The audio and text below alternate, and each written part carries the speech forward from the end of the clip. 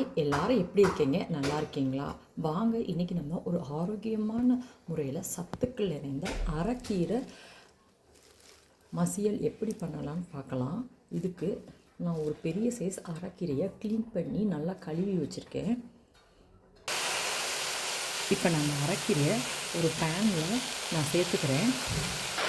பார்க்குறதுக்கு தான் ஜாஸ்தியாக இருக்கும், ஆனால் இது நல்லா அப்சர்வ் ஆகி வந்தோடனே ரொம்ப சின்னதாக கொஞ்சமாக ஆயிடும்.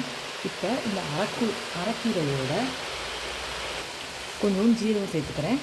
இதோட கொஞ்சோண்டு வெள்ளைப்பூடு, கொஞ்சம் சின்ன வெங்காயம், ஒரு தக்காளி.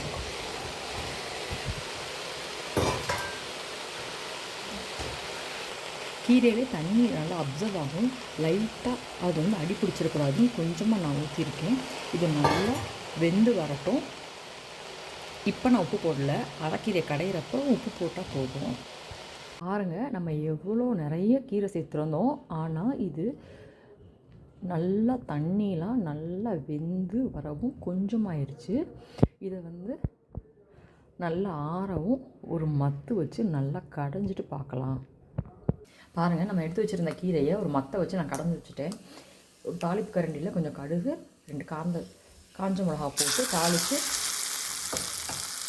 தாளித்து கொடுத்தாச்சு. அவ்வளோதான், நம்மளோட சுவையான கீரை கடையல் ரெடி. இந்த வீடியோ உங்களுக்கு பிடிச்சிருக்கும்னு நினைக்கிறேன். பாய்.